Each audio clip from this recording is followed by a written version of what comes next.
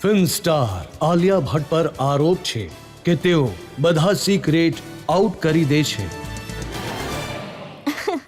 આલિયા, તમારા ઇન્ટરવ્યુઝ હું વાંચી રહ્યો હતો. તમે કહ્યું કે મમ્મી તમને લેટ નાઇટ પાર્ટીઝમાં નથી જવા દેતી. હા, જેમ કે ઓલ મમાઝ હમણાં નહીં, જ્યારે હું થોડી યંગ હતી, એટલે હજી પણ યંગ છું, પણ હજી વધારે યંગ હતી, એમને નહોતું સારું લાગતું કે હું પાર્ટી કરવા બહાર જતી હતી. She use to get worried about me કે ઘરની બહાર આટલું લેટ નહીં રહેવું જોઈએ. એન્ડ ઓબ્વિયસલી સ્વાભાવિક વાત છે, યંગ ગર્લ હોય તો એમની એ ઈચ્છા હતી કે હું ડિસિપ્લિન રહું, સારી રીતે જલ્દી સૂઈ જાઉં, પાર્ટી બાર્ટી વગેરે હું કંઈ ન કરું. અને એ પણ તમે લખ્યું કે પપ્પા મહેશ ભટ્ટ દરેક છોકરા પર નજર રાખતા હતા. છોકરા પર નજર? જે તમને મળવા આવતો હતો એના પર. હા, પણ નજર નહોતા રાખતા, એટલે થોડા એવા થઈ જતા હતા. આજે પણ થાય છે, એ નહીં બદલાય. આઈ થિંક પપ્પા જ રહેશે at the end of the day. એકવાર મેં મારા કોઈ સારા ફ્રેન્ડને એક કંઈક મોટી ગિફ્ટ આપી ક્રિસમસ માટે. તો મારા પપ્પાએ કહ્યું, કેટલો ખર્ચો કર્યો, મતલબ આ પ્રેઝન્ટ માટે? તો મેં એમને સાચું કહી દીધું કે જે પણ ખર્ચો કર્યો હતો એ સમયે થોડી મોટી રકમ હતી, કેમ કે કંઈક ચેર પર હતી, મસાજ ચેર. તો એમણે કહ્યું, ઠીક છે, મને પણ આ જ અમાઉન્ટની એક પ્રેઝન્ટ જોઈએ. તો આઈ સેડ, આ અમાઉન્ટની હું તમને શું પ્રેઝન્ટ આપું? Because he doesn't like anything, એ કંઈ કરતા નથી, માત્ર પુસ્તક વાંચે છે. તો પછી અમે શું ડિસાઇડ કર્યું કે મારા ક્રેડિટ કાર્ડ એમના એકાઉન્ટથી અટેચ કરી દઈશું, અને જ્યારે પણ એમને પુસ્તક મંગાવવાનું હોય એ મારા ક્રેડિટ કાર્ડથી જ મંગાવે છે. તો I am going to pay for his books for his life long. ઘણું સારું ગિફ્ટ છે. પણ આ કોમ્પિટિશનને કારણે થયું છે, કારણ કે એમને સારું ના લાગ્યું કે આને મારાથી વધારે એટલો ખર્ચો કરીને પ્રેઝન્ટ કઈ રીતે મળી શકે. I am your father, I should get the most important તો પ્રેઝન્ટ. જ્યારે ફાધર આટલી નજર રાખે છે, મમ્મી પાર્ટીઓમાં નથી જવા દેતી, તો તમારા બધા સિક્રેટ કેવી રીતે આઉટ થઈ જાય છે? રોજ છપાય છે, આની સાથે દોસ્તી, એની સાથે દોસ્તી, આની સાથે રિલેશન. કોણ કરે છે આઉટ? સિક્રેટ હું આ વસ્તુને સિક્રેટ આઉટ નહીં કહીશ, કેમ કે સિક્રેટ એટલે મારું સિક્રેટ મેં કોઈને કહ્યું છે, કોઈ બીજાએ સિક્રેટ આઉટ કર્યું છે. હું આ સ્પેક્યુલેશન કહીશ. અમુક સાચું છે, અમુક સાચું નથી. હવે કરણ જોહર કહે છે કે મારી સાથે બધા સિક્રેટ શેર કરી લે છે. હા, કરણ સાથે બધું શેર કરું છું. હું બધા સાથે, હું કંઈ હાઇડ નથી કરતી, બધાની સાથે શેર કરું છું, કારણ કે મારું એ માનવું છે કે I don't have anything to hide. Apart from I say આ બાથરૂમનો દરવાજો બંધ કરું છું. Other than that I don't have anything to hide. હું એક ખુલ્લું પુસ્તક છું. બસ પર્સનલ લાઈફને લઈને મને વાત કરવી સારી નથી લાગતી. અને જ્યારે છપાય છે, ક્યારેક વરુણ ધવન વિશે, ક્યારેક સિદ્ધાર્થ મલ્હોત્રા વિશે, મેગઝીન્સમાં, છાપાઓમાં, સોશિયલ મીડિયામાં. તો મારું એમ માનવું છે કે જો એ ન્યૂઝ સાચા નથી તો મને ઓબ્વિયસલી કંઈ અફેક્ટ ન થવું જોઈએ. મારે ટોટલી કૂલ રહેવું જોઈએ. અને જો એ સાચું છે તો ઓબ્વિયસલી મને ઇફેક્ટ ન થવી જોઈએ, કારણ કે સાચું છે ભાઈ, તો શું કહીશું? તો અમને કેમ ખબર પડશે કે શું સાચું છે, શું એ નથી? જ તો વાત છે. હું ક્યારેય સામેથી એક્સેપ્ટ કરવા નથી ઈચ્છતી. Neither do I want to deny, કેમ કે ડિનાયનો અર્થ હશે જો ઓબ્વિયસલી ખોટું છે તો હું ડિનાય કરી દઈશ. બટ જરા કોમ્પ્લિકેટ નહીં કરી દીધું તમે? હવે એટલે જુઓ, જો ઘણું ખોટું છે, હવે કોઈએ કહી દીધું કે આલિયા અમેરિકા શિફ્ટ થઈ રહી છે, એવું સાંભળવામાં આવ્યું છે, તો ઓબ્વિયસલી હું કહીશ નહીં. પણ કોઈ કહે કે આલિયા સાંભળ્યું છે કે તમે આ છોકરા સાથે તમારું કંઈક ચાલી રહ્યું છે, તો અને જો ચાલી રહ્યું છે તો હું નહીં કહું, કારણ કે મારે નથી એક્સેપ્ટ કરવું.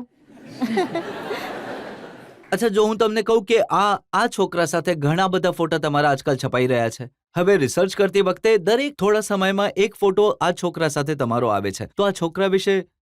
છોકરો કોણ છે? રણબીર કપૂર.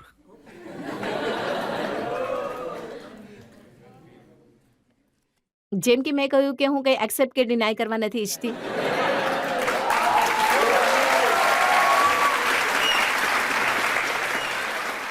હું તો પૂછું છું, તમે એમની સાથે?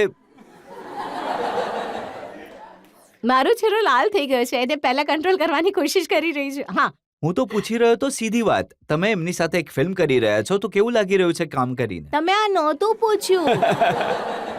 ડફર છો, પણ એટલી પણ ડફર નથી. નહીં, જો ફિલ્મની વાત કરી રહ્યા છો તો ઘણું સારું લાગે છે. અને હું માત્ર ફિલ્મની જ વાત કરી રહી છું. ઘણું સારું લાગી રહ્યું છે અને ફિલ્મ રિલીઝ થઈ રહી છે ને પ્લીઝ જઈને જુઓ ફિલ્મ. જે ફિલ્મના હીરો જેમની સાથે તમે કામ કરી રહ્યા છો એમના વિશે શું શું સારું લાગે છે? જે બધાને સારું લાગે છે એ ઘણા ટેલેન્ટેડ એક્ટર છે અને ફિલ્મ કર્યા પછી હું એમને જાણમાં પણ લાગી છું તો હું હું ઇંગ્લિશમાં બોલીશ. He is he is a very talented actor. એ ઘણા સારા કલાકાર છે but what I realise what ઇંગ્લિશમાં English, sorry. What I realized while shooting the film is not he's the most zen-like human being I have met in my life. એ એટલા કામ છે, એટલા રિલેક્સ છે. I have never met anyone like that. Set પર પણ of set પર પણ he doesn't get affected by anything. અને એ મારા ખ્યાલથી એમની સૌથી બેસ્ટ ક્વોલિટી છે. અને એ ગીત જે બધા માટે ગાય છે ને, જબ સે મિલા હું તેરા હોને લગા હું. એ કયું ગીત છે? ફ્રોમ અજબ. હા, હા તેરા કરેક્ટ. હા હા, તો એમાં તો શું ગાઓ કોઈ ડબલ થોડું. મિનિંગ છે? હા એ જ હું પૂછી રહ્યો છું. હા, નહીં મારા માટે નથી ગાયું એ ગીત. એ ગાતા નથી વધારે. હા કારણ કે લોકો બધું જે છાપાઓમાં છપાય છે, મીડિયામાં છપાય છે, અને એક તો આ રણબીર છે અને એક બીજા રણબીર છે જેમની સાથે તમે ફિલ્મ કરી રહ્યા છો, રણવીર રણવીર સિંહ. જી, એમની સાથે કંઈ નથી છપાયું મારું.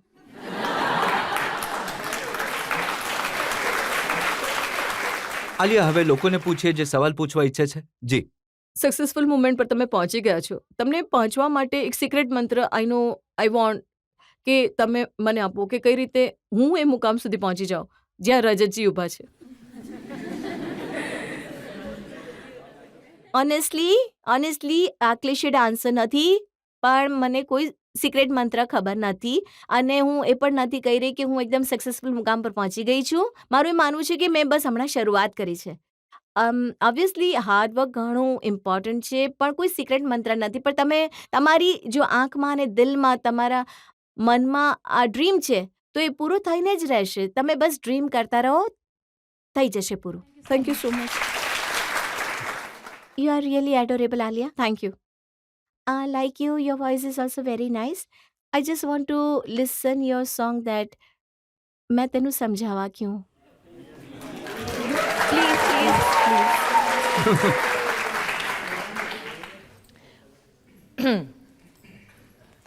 मैं तेनू समझावां कि ना तेरे बिना लगदा जी, तू की जाने प्यार मेरा, मैं करा इंतजार हार तेरा, तू दिल तू यूं जान मेरी, जान मेरी.